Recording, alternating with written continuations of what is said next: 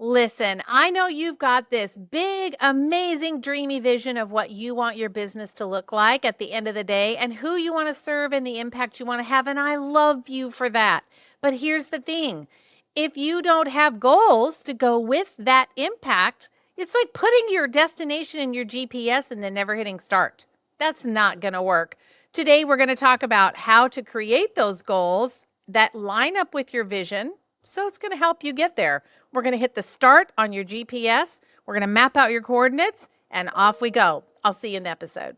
Well, hey friends, welcome back. Here we are today talking about how to create goals. Now, if you didn't have a chance last week to listen to the episode, I talked about your mission statement. I know, not very sexy, right? But super important that you have one in your business, not like a plaque on the wall or some token, we exist to serve, blah, blah, blah. I'm not talking about that. What I want you to think about is, who are you designed to serve? Who do you serve? What problem do you solve?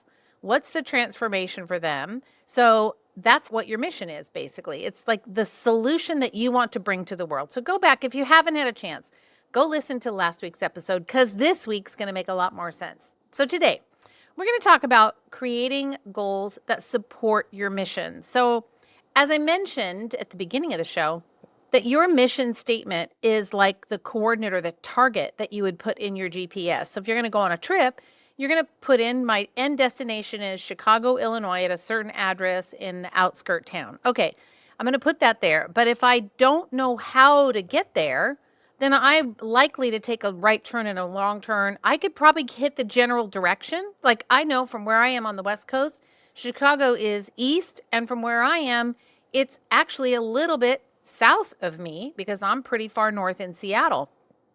So if I'm going to head towards Chicago, I know I can get in the general direction, but the closer I get, it's going to be a lot harder for me to be able to position myself so that I can land exactly where I want to land. And that's the point of a mission statement is it's where do you want to go? Where's your end target? The goals are what help you get there. So that's what we're going to talk about today. These goals, they don't have to be, and they shouldn't be, I want to make $10,000 a month this year. What the heck does that even mean? It doesn't mean anything. What does that mean? It needs to be specific. So we're going to talk about how to create these types of specific goals. And you may have heard this before, but listen up because it might just spark another little thought in your brain. This is an old framework that's been used and used and used and used because it works. And this is the one that I use as well. So I'm going to teach you how to break that mission up into very strategic kind of action steps. And I recommend taking it like a quarter at a time or 3 months at a time. So regardless of when you're listening to this, it might be in the middle of the year, but come back, think about, okay, for the next 3 months, what are the strategic goals that I want to accomplish that get me closer to my Chicago, Illinois destination? How am I going to get to where I want to go? So the goals are important because they do help you get there faster. It gives you clarity. So without goals, it's easy to get off on the wrong track. Like I said, a good goal would be like if my person was a woman in her 40s and I want to help her get more energy. That's who I'm serving. A good goal would be to launch a 6-week program to help my ideal patient. I want to launch a 6-week program to help her balance her hormones and reduce her stress by June the 30th.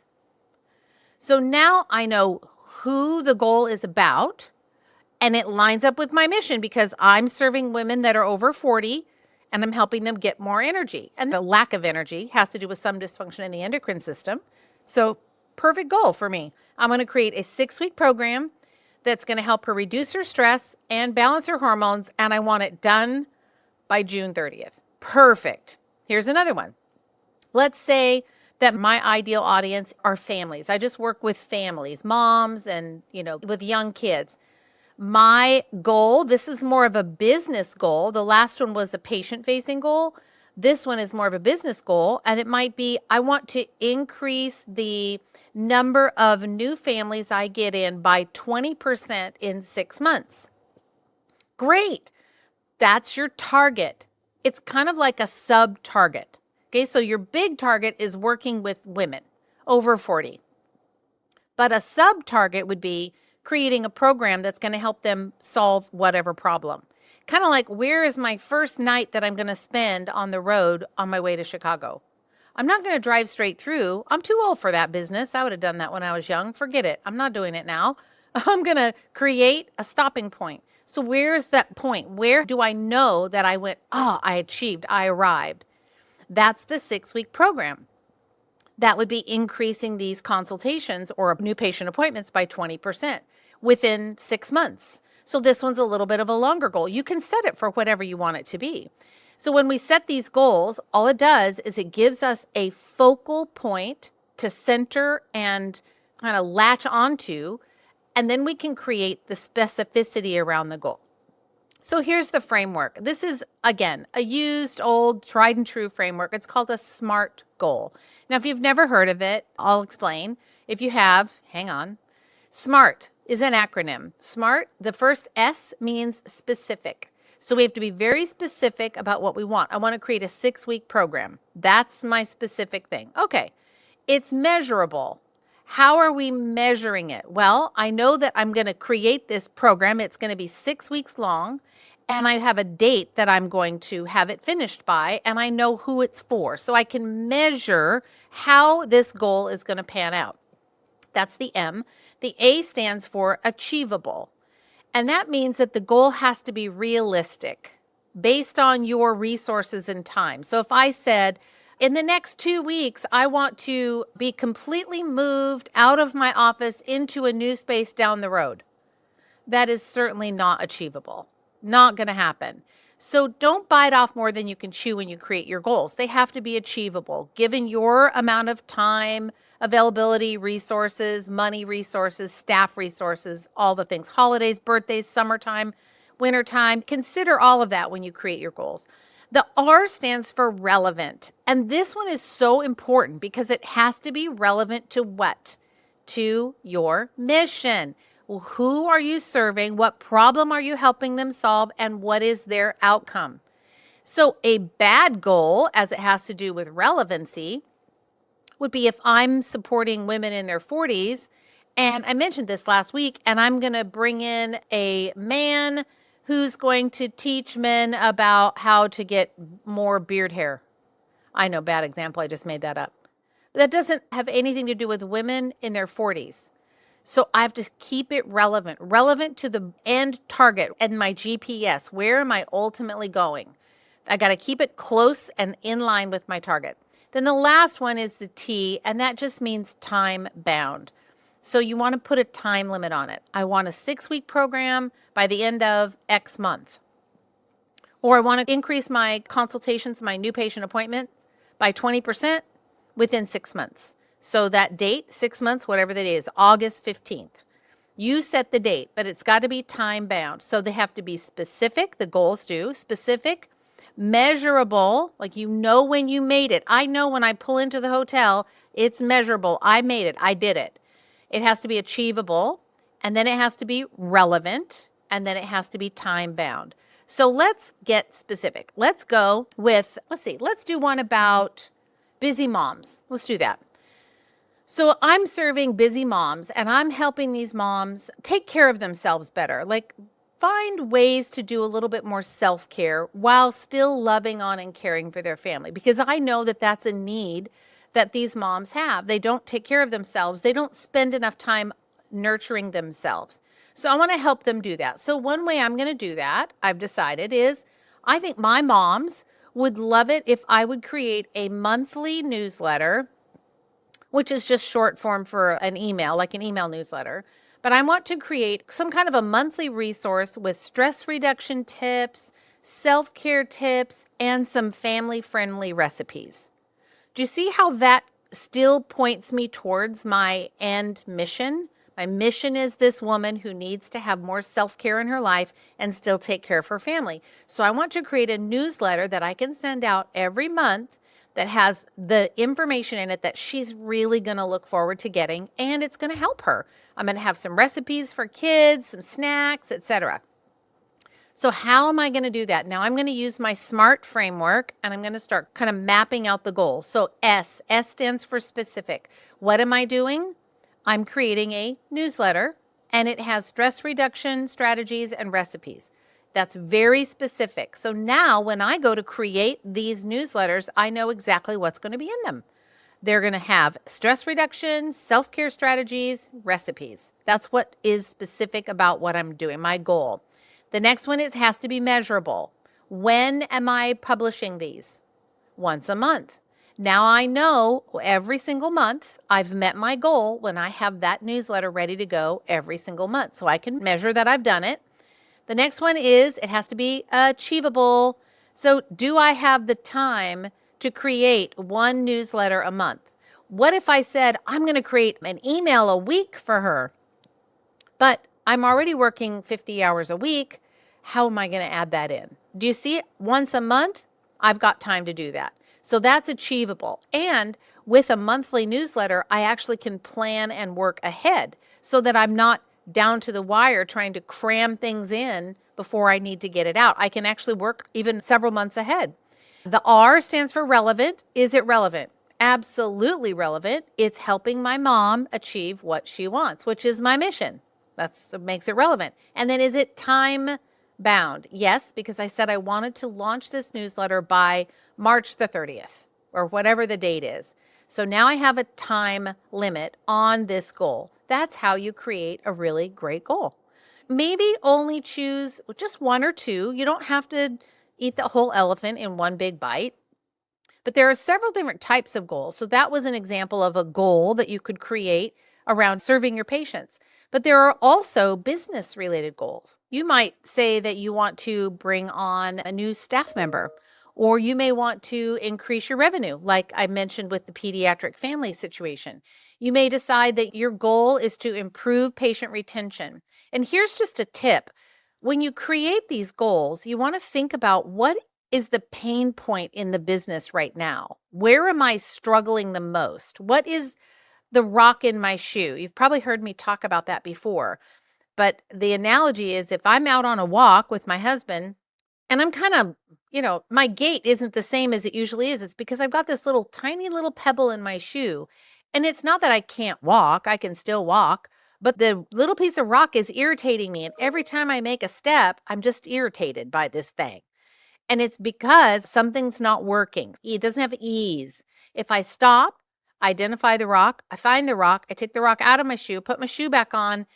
Ah, now I can enjoy my walk. Same in your business. So, where is the rock in your shoe? That is a business goal you want to tackle. Maybe it's patient retention. Maybe you want to increase your reviews. I don't know. Maybe that's what you want to do. Maybe you know that you want to start an email nurture series, or maybe you want to create a training manual for your front desk. I don't know. You decide what is the rock in your shoe? Where's a pain point? So, anytime you're making a goal in the business, and even personally, you want to find the rock in the shoe. In other words, what is it that's causing you discomfort, pain, anguish? It doesn't feel right. That's the goal that you want to go create that SMART goal for so that you can resolve it in X amount of time. Another one that you could do is just, as I mentioned, personal goals. And it could be, lose weight maybe, but it might have to do with personal, like boundaries with work. A lot of times I see practitioners that give out their cell phone. So you're kind of on call 24/7. So it might be reining that in. It might be decreasing the amount of time that you spend with your new patients by 15 minutes because you want to create handouts or resources for them so that you don't have to say the same thing over and over and over with every new patient appointment. So maybe your goal is to decrease your appointment by 15 minutes. And that might give you back, I don't know, 2 hours a week or an hour and a half a week, however many new patients you have. And then now you say, I've got 2 hours to spend. What do I want to do with that? Do I want to go for a walk? Do I want to hang out with my kids? Do I want to work on my business? What do I want to do with that extra time? But that would be a personal goal. I want more time for myself. So, personal, business, and then another one is kind of operational. I always think like front desk. Think about that. Like in the business, there's kind of big business goals like strategy, marketing. You could have those goals, but you also think about the way that the business runs. That's kind of the rock in the shoe, too, I suppose. So now, if we're going to break these down into smaller, little tiny steps, The way that you can do that is by using tools and technology if you are so inclined. I know some of you are allergic to the tech, and I think you could probably turn over a new, what do you call it? New relief, new route, whatever that is. Yeah. Turn over something new and maybe get used to it a little bit. It's not that hard, but there is some technology that you can actually use that'll help make this so much easier. I know one practitioner and she loves sticky notes. I kind of have a love-hate relationship with them because things get written on them and then I look at it later and it was important in the moment and I don't know what the heck I was talking about. And I read the sticky note, I'm like, I don't even know what this has to do with. And there's so many sticky notes. And then why don't we just put it somewhere? Put it in like an Asana, or put it in a notes app, or put it in some other kind of task manager or reminder system in your practice management software, somewhere else other than a sticky note. But I know this lady and she loves them. And she organizes her to-dos by different colored sticky notes. That makes my brain hurt. I would not like that, but it works brilliantly for her. She loves it. You might be a spreadsheet kind of person. I don't know. But wherever you are going to take notes and to help you stay on track with your goals, just be sure that whatever you do, don't leave those goals laying around in your head. Don't do that, because if they're just in your head, you're not likely going to get them finished. The next thing I would say is find someone that you can share your goals with. Have an accountability buddy. I might encourage you not to let it be your spouse, because sometimes spouses are harder on us than maybe we want, and maybe there's not as much compassion and grace. Or, like for me, my husband doesn't work in what we do. He gets it and he does all the things that I tell him to do. He'll do everything I say. But if I try and talk to him about wellness things or patient related things, it just goes over. It doesn't have grit or context for it. He worked in the glass manufacturing industry forever. He owned a business. So that's what he knows. And I know nothing about glass, and I don't want to know anything about glass. So find someone who knows something about what you do. At least they have context. It might be your bestie. But find someone that you can have an accountability buddy with. We do this in Clinical Business Academy all the time. Everybody's always talking about, I'm going to do this in the next month. I'm going to do this in the next month. There's a lot of accountability that happens in there. And that's how we get these goals achieved. Because left to our own devices, I always say, we're always going to default for brownies over a salad. And that's not necessarily true for all of you, I'm sure. But for a patient, like, you want a salad or you want a brownie? They'd probably choose a brownie because it tastes better.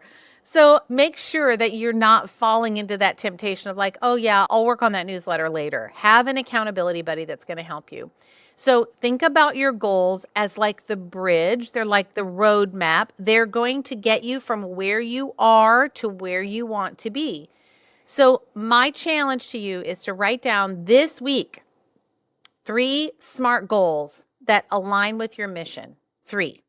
And they can be marketing, operational, business growth, or patient facing. But I want you to write down 3 SMART goals: strategic, measurable, achievable, results oriented, relevant, and then the last one is time bound. So I want you to write those down this week and then share them with someone. Tell someone about them, because every single step that you take toward your goal is a step closer to having the practice that you've always dreamed of. And I know that in your heart, you didn't go to school to learn what you do just to flounder around out there and not be successful. I'm loading you up with the things that it takes for you to be successful in business. And whether you're already successful and you have a wildly successful practice, you can make it better. And if you're just starting out, you're on the other end of the spectrum, or you're just starting out, oh my gosh, the world is your oyster. You've got so much potential. Learning these strategies now and getting into the habit of always having 3 goals. Don't do more than 3, because it does feel a little overwhelming. I think the earth and the world operates on the number 3. That's what I think. We handle 3 things at a time. So create these 3 goals and then share them with someone. Share them with someone, because every time that you achieve a goal, you're going to get that good dopamine hit, and your body, your brain is going to be like, okay, what are we going to do next? And you're going to start to see the changes in your life, in your practice, and with your patients. All right, friend, listen, let's get real. If you are feeling overwhelmed and super stuck about this whole goal thing, I get it. I totally get it. It's like staring at a blank piece of paper and you don't know what you're supposed to write, but you're not alone. Your brain just doesn't work this way. And there's nothing wrong with you because mine doesn't either. I've just learned how to do it differently. I've learned how to kind of hack my own way that my thinking process works in order for me to kind of track out and plan out these goals. So I don't want you to feel overwhelmed if you're thinking, oh my gosh, what do I do next? Here's what I want to do. If you are super, super stuck, and only if you're super stuck, like really staring at the white piece of paper thinking, I am completely overwhelmed. I don't know what to do. Here's your first step. Go back and listen to last week's episode on creating your mission statement. That will help you get clear. You cannot create a goal unless you know where you're going. You got to know what your mission is. The goals support the mission. The second thing is, if you are really, truly stuck, let's get on a call. I would be more than happy to talk with you. I don't have room for everyone, so it's kind of a first come, first serve basis. And I don't know when you're going to be listening to this podcast, but I really do want to help you. If you don't have an accountability person or you don't know of someone who can kind of help walk you through this and help you create it, I'd be happy to chat with you. The link is in the show notes, or you can just send us an email. It's probably the easiest thing, support@rondanelson.com, and just let that be your 911 email. Just send me an email and just say, hey, I really need some help over here. I'm super stuck, and we'll hop on the call super quick, 15 minutes, and I'll walk you through it and we'll get some solutions taken care of for you. I'll get you pointed in the right direction because I know how frustrating that is. When you want to grow, you see where you want to go, but your brain is like, I don't know what to do. I'll help you. I got you, friend. That's my job. It's what I love to do. I wake up every morning thinking how I can help you have the practice that you want to have, serve the patients that you want to serve, and have the life that you absolutely love. So there you go. If you want to email me, support@rondanelson.com. First come, first serve. No promises I'm going to have time, but email quick when you hear this and I'll see if I can get you in. Otherwise, have a great week and I'll talk to you next week on the podcast.